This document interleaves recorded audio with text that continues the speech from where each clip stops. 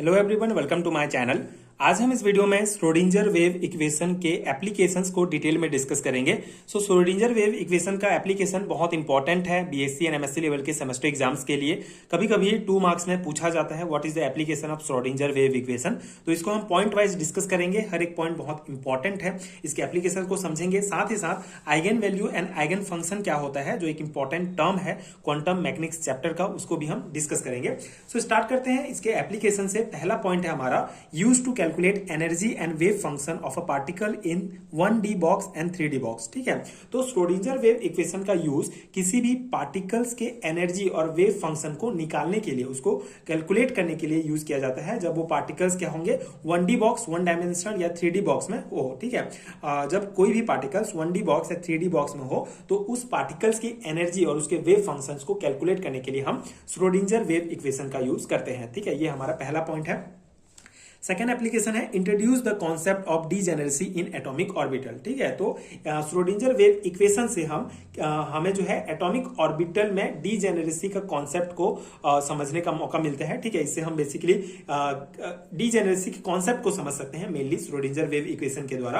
अब ये degeneracy concept term क्या होता है, बेसिकली जब 2 या 2 से ज्यादा एटॉमिक ऑर्बिटल के पास एक ही एनर्जी हो, ठीक है, एक ही एनर्जी हो तो उसको डीजेनरेसी कहा जाता है। और हम जो है श्रोडिंजर वेव इक्वेशन से जो है हम एटॉमिक ऑर्बिटल में डीजेनरेसी के कॉन्सेप्ट को भी समझ सकते हैं। ये हमारा सेकंड एप्लीकेशन हो गया।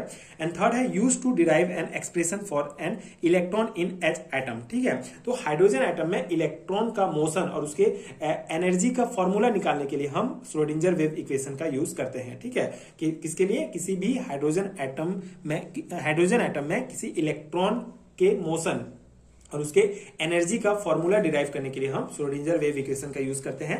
Use to derive quantum numbers. Quantum numbers आपको पता है, ठीक है, जैसे N, L, M, S जो होता है, जो किसी इलेक्ट्रॉन की आइडेंटिटी को बताता है, उसको दिखाता है, उसको डिराइव करने के लिए हम श्रोडिंजर वेव इक्वेशन का यूज करते हैं क्वांटम नंबर्स डिराइव करने के लिए। And use to calculate energy of pi electrons in conjugate system like benzene. ठीक है, तो बेंजीन जैसे कॉन्जुगेट मॉलिक्यूल में पाई इलेक्ट्रॉन की एनर्जी निकालने के लिए, उसको कैलकुलेट करने के लिए हम श्रोडिंजर वेव इक्वेशन का यूज करते हैं।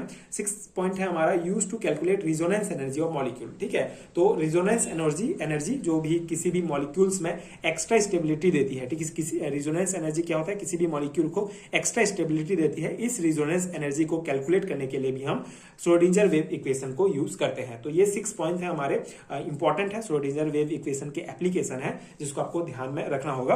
अब हमारा नेक्स्ट टर्म है eigen value and eigen function क्या होता है। So the Schrodinger wave equation can only be solved satisfactorily for certain definite value of the total energy E.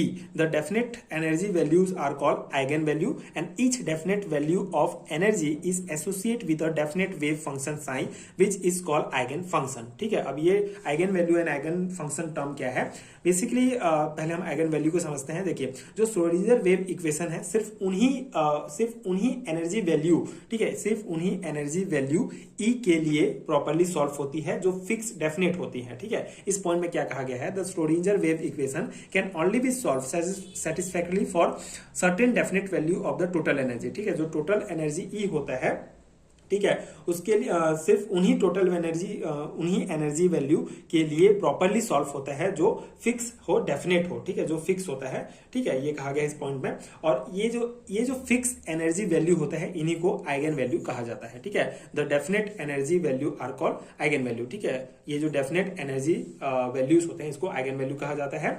And each definite value of energy is associate with a definite wave function sign which is called eigen function. ठीक है, और हर एक eigen value, जो definite value होता है energy का, वो एक वेव फंक्शन से एसोसिएट होते हैं जिनको आइगन फंक्शन कहा जाता है, जिसको साई के द्वारा डिनोट किया जाता है। ठीक है, तो यहाँ पे कॉन्सेप्ट ये है मेन कि आइगन वैल्यू क्या होता है, हमारा एक स्पेसिफिक एनर्जी होता है, और आइगन फंक्शन क्या होता है, उस स्पेसिफिक एनर्जी से जुड़ा हुआ जो वेव फंक्शन होता है उसको आइगन फंक्शन कहा जाता है। ठीक है, तो ये 2 इंपॉर्टेंट टर्म है, आई होप आपको क्लियर हो गया होगा। आइगन वैल्यू क्या है, एक स्पेसिफिक एनर्जी होता है जिसको आइगन वैल्यू कहेंगे, और आइगन फंक्शन उस स्पेसिफिक एनर्जी से जुड़ा हुआ जो वेव फंक्शन होगा उसको आइगन फंक्शन कहेंगे। ठीक है, तो ये सिंपल सा कॉन्सेप्ट है, सिंपल सा टर्म है जो आपको ध्यान रखना है। तो ये हमारा क्वांटम मैकेनिक्स चैप्टर का जो इंपॉर्टेंट टॉपिक्स है हमने डिस्कस किया। इससे पहले मैंने बहुत सारे टॉपिक्स इसके डिस्कस किए हैं। श्रोडिंजर वेव इक्वेशन का जो डेरिवेशन है मैंने डिटेल में समझाया है। आप चैनल के प्लेलिस्ट में चेक कर सकते हैं, क्वांटम मैकेनिक्स नाम से प्लेलिस्ट बना होगा, उसमें आप सभी टॉपिक्स डिटेल में देख सकते हैं, जो आपके लिए बहुत हेल्पफुल होगा। इसके अलावा अगर आपको हैंडरिटन नोट चाहिए बीएससी एंड एमएससी लेवल के सेमेस्टर एग्जाम्स के लिए, तो उसका पीडीएफ स्टोर का लिंक आपको नीचे डिस्क्रिप्शन बॉक्स में मिलेगा, आप चेक कर सकते हैं, वहां से आप नोट्स ले सकते हैं, जो आपके एग्जाम प्रिपरेशन के लिए बहुत हेल्पफुल होगा। एंड अगर ये वीडियो हेल्पफुल है तो आगे की वीडियोस देखने के लिए चैनल के साथ जुड़े रहिए। Thank you so much for watching.